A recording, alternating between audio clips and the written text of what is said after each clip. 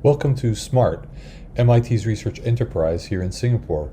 I'm Gene Fitzgerald, an MIT professor in the Materials Science and Engineering Department at MIT, and CEO Director of SMART. SMART has unique features in the MIT ecosystem.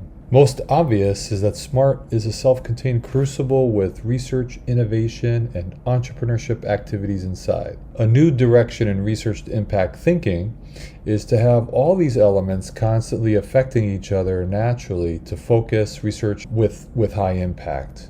Another feature of SMART that adds to this birthplace of impactful ideas is the large collaborative projects in the Singapore ecosystem that span 5 to 10 years, with the capability through our Innovation Center to deploy small grants to head towards commercialization and access larger translation funds like central gap funding. SMART also hosts one of MIT's most successful undergraduate research programs called the Singapore MIT Undergraduate Research Fellows Program, or SMERF for short. Shown here are the 5 active large research collaborations currently taking place in SMART.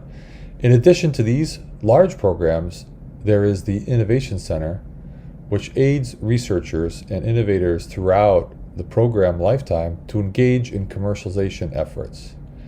AMR is the Antimicrobial Research Program, initially started to tackle systemic pathogens with new techniques, but also during COVID-19, this group targeted some of their efforts towards multiple testing solutions for detecting COVID-19. CAMP is a national research program in Singapore to create a manufacturing flow for cell-based therapy. CAMP is working on creating techniques and knowledge for extracting cells from patients and curating them in beneficial ways for injection back into the patient or another person to attack disease. Disdap was also ahead of the curve and starting to explore methods for precision agriculture.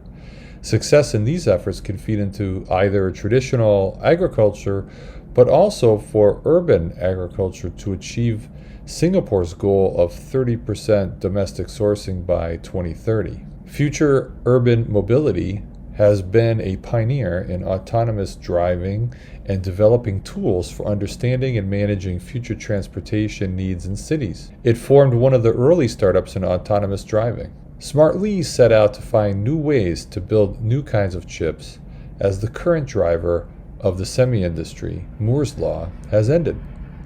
It has successfully developed the materials process and designs to insert 3.5 materials that emit light and transmit wireless signals more efficiently, into silicon integrated circuits, opening up new directions in the semi-industry for integrated illumination, AR, VR, and 5G chips and beyond. A new integrated circuit company has formed in Singapore to bring these leading advances to market. Besides these large programs, there are many other programs that have been funded. Let me turn it over to the IRGs to give you a little more detail about the exciting things that they're doing within their interdisciplinary research group. Hello and welcome to the SMART AMR program, or Antimicrobial Resistance. My name is Megan McBee. I am the scientific director of the program, and we are a diverse group of faculty members, clinician scientists, and researchers who are working to create a unique translational program that can tackle the growing threat of antimicrobial drug resistance through new technologies in the areas of surveillance, diagnosis, and therapy. So if you're not familiar with AMR, it is a global issue estimated to result in upwards of 10 million deaths per year by 2050. So for perspective, during this first year of COVID-19, there's been currently about 1.7 million deaths, and although it is still growing. But because of these even higher amounts anticipated from AMR, it's estimated to cost US $10 trillion a year in economic output to the world. So how are we doing this in our program? So we are using technology to tackle AMR and rapidly respond to infectious disease outbreaks And what we work on is both building new drugs to target AMR microbes, track and treat AMR in the human microbiome, as well as looking into antibodies against antimicrobially resistant bacteria. You can normally think about this against viruses right now and in cancer therapies, but you can also do it against bacteria. And we also are generating fast, cheap, and easy to use diagnostics against different microbes and trying to harness the power of the immune system to enhance microbial killing, which has been done commonly nowadays in cancer therapies. We also look into engineering viruses to try to be able to kill AMR bacteria because they're a natural predator of bacteria.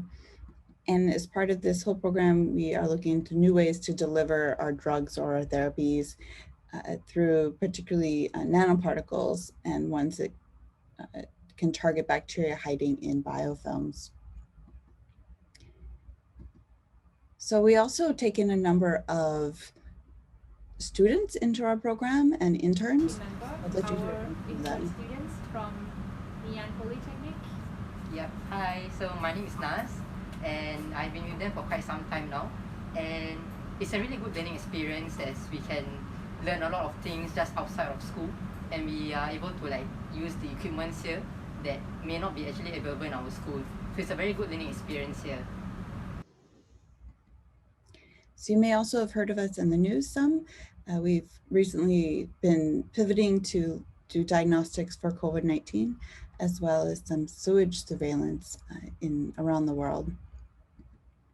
And with that, if you have any questions, we're happy to answer them. You can go to our website or contact me. Thank you. A warm welcome to Smart Camp. My name is Ehao Li, the Scientific Director. I work with my co-lead PIs, Christine Van Vliet from MIT and Henry Yu from NUS and IBN A-Star, along with Bala, our Senior Program Manager. Today, I'll be sharing with you what we do and our projects at the Critical Analytics for Manufacturing Personalized Medicine. So what is cell therapy? There are more than 200 cell types in our body, such as muscle, bone, or immune cells. They carry out specialized functions necessary for our health.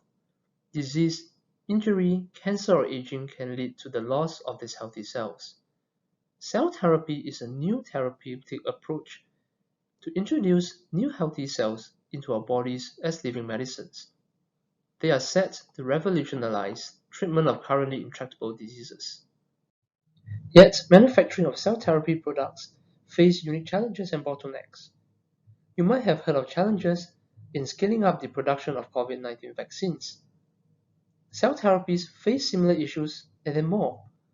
Unlike drugs and biologics, which have clear manufacturing roadmaps and analytical monitoring tools, cell therapies such as CAR-T immunotherapies are less clear. Because each patient is different, new challenges and bottlenecks to manufacturing cell therapy products arise due to patient sample variability, small lot sizes, labor-intensive processes, product stability concerns, just to name a few. Thus, new technologies are needed to support bottlenecks in cell therapy manufacturing.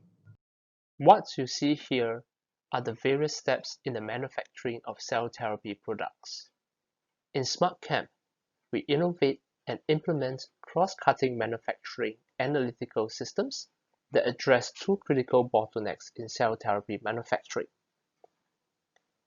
3 flagship projects led by Singapore and MIT co-captains, supported by our Camp Council, invents and discovers label-free critical quality attributes, or CQA for short, rapid safety CQAs, and integrated process analytical technologies, PATs, for inline and intermittent monitoring to promote efficacy and safety CQAs.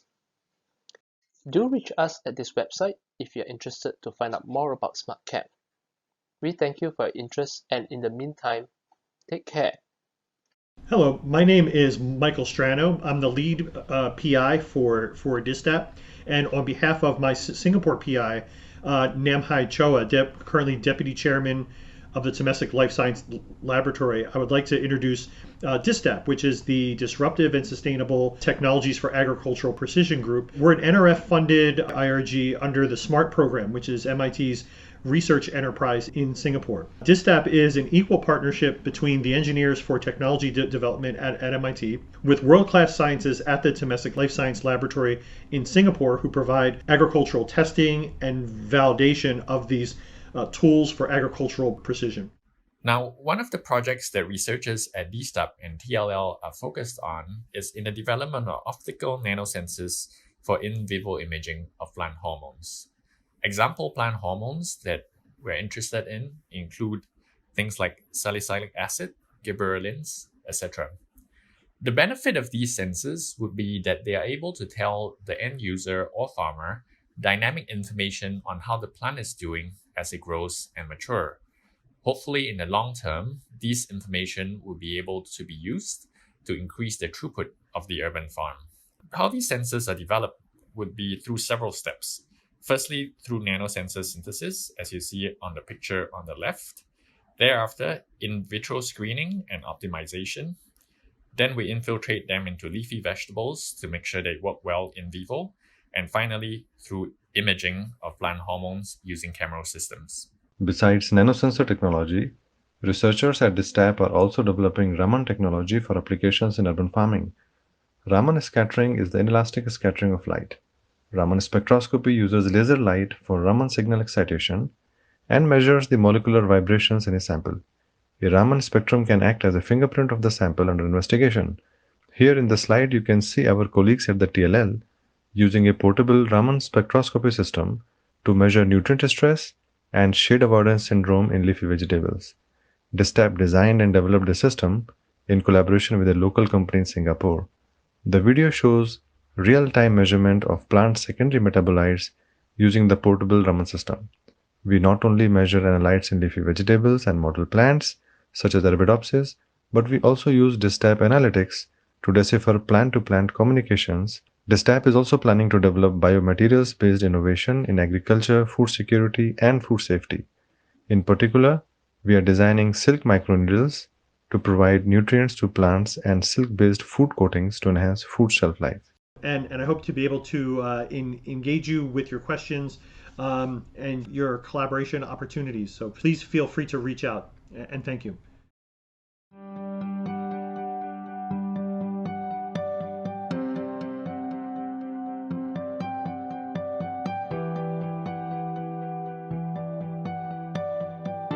The same technology we developed for autonomous driving could be used to create these smaller, lighter weight devices like an autonomous scooter or an autonomous wheelchair. We started the research on autonomous wheelchairs about 1.5 years ago, and the objective was to bring devices that provide people with personal mobility. And that would make it really easy to go to feed the fish or to go to the doctor or to go visit a friend. All you'd have to do is hop on a chair, point to where you want to go, push go, and the chair would know how to drive you autonomously without the need of a person to push you around. Our system will compute the path, and then it will execute the path. During the execution of the path, the vehicle needs to know at all time where it's located. So it uses the sensors to see the world, and then it matches the features that it sees against the features in the map. So that's how the map is used. The vehicle is also able to detect other people and other unmapped obstacles in real time. We can detect these new objects that may be static obstacles. We can also detect people and other objects and drive around them.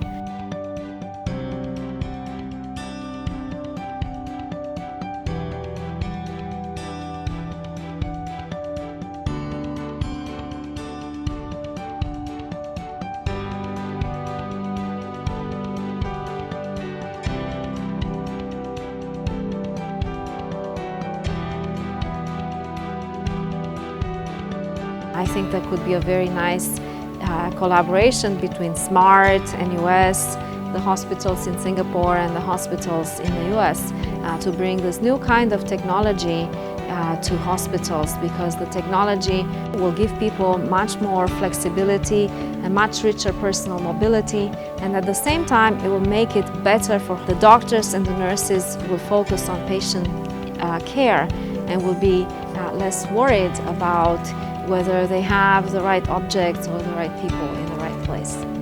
So it's very exciting. I think that the vehicle is very usable. I think that there is openness by people to use it, to try it. So we're excited about really making it work.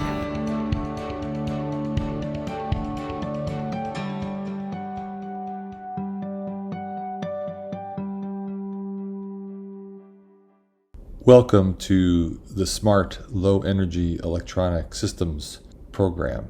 Our goal in Smart Lease program, when it was started approximately 9 years ago, was to build the integrated circuit of value in the future. We knew that these chips would be in different areas than the current markets that drive semiconductors like computing and memory. But other than that, we had to look at different materials and figure out how to incorporate them and test and see what we could create, and then also go to the outside world and see which one of those technologies would first be adopted. Even though we didn't know the exact application way ahead of time, and we didn't have research results to tell us which direction to go in, we decided to add 3.5 materials to silicon CMOS because the 3.5 materials have many applications in different areas, and they complement silicon CMOS technology.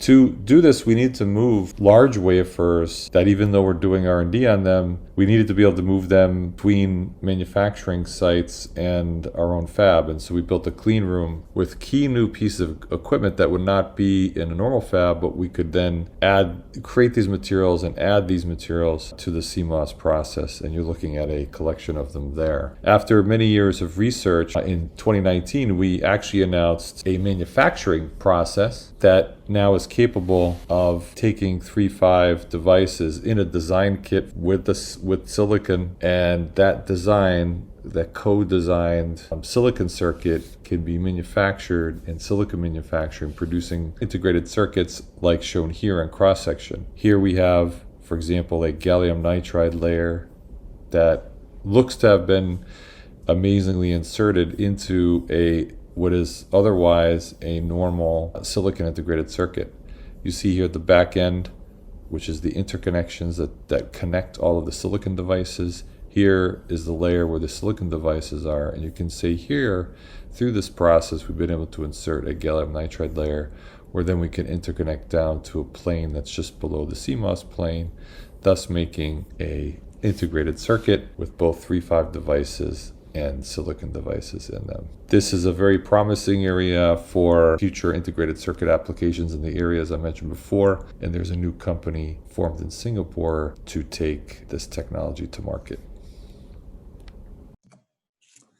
Hello, I'd like to share a little bit about the activities of the Smart Innovation Centers team. During this COVID-19 period, like many of you, we have been working from home and having a lot of Zoom meetings. But we've still been able to maintain our mission of funding great projects with our innovation grants and helping researchers form companies, 44 companies to date. Let me tell you a little bit of our progress. We were able to complete the 18th and 19th grant call. We received over 140 applications as shown in the slide, and we were able to, after doing due diligence and meeting with the teams, issue 10 innovation grants and 9 ignition grants. We started a program last year called the I2 START program, which is a joint venture between us and NHIC and ESG, focused on funding medical device development. And we continue that program this year. We're able to give out 2 grants so far. We also started a new program this year in combination with A-STAR and NHIC called the STDR program, which is focused on drug development and therapeutics. We got over 80 applications. We've been vetting those virtually. We've picked 10 semifinalists, and we'll be announcing 3 finalists within the next month or so.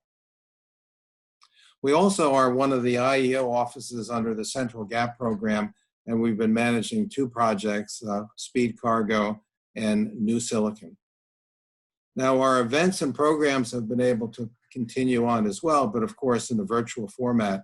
The large event that we do each year called MTech Asia usually attracts delegates in deep tech from around the whole globe here to Singapore for a 2-day event.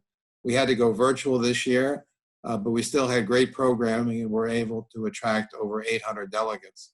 We started a new program as well using the online Zoom format, monthly conferences called Technology That Matters, where we offer opportunities for MIT faculty to have a broad platform here in Singapore that we're doing collaboratively with SG Innovate. Our teaching has also been able to go forward. You know, we teach a number of programs and we've been having to now go into the a Zoom-like virtual format, but it's actually worked out very well. We've done our 360-degree boot camp with our funded projects, Impact Boot Camp, which we do for A-STAR. Any A-STAR faculty who gets a grant to do a company formation has to go through our boot camp. We did a special boot camp for the CAMP IRG, where we're focusing more on cell-based therapy. We've also started the 3rd rendition of our ACT program, which is the Advanced Certificate in Technopreneurship, which we do jointly with SMU. This is a hybrid program this year. It's partly class work and it's partly online. And we did an online master's class, The Art of the Pitch. So our purpose is really helping faculty build ventures using our mentoring program, our Catalyst program, our boot camps, and our venture capital network that we've been establishing. We use something called SAIL, the Smart Adaptive Innovation Launcher, to help us manage the cases that we funded.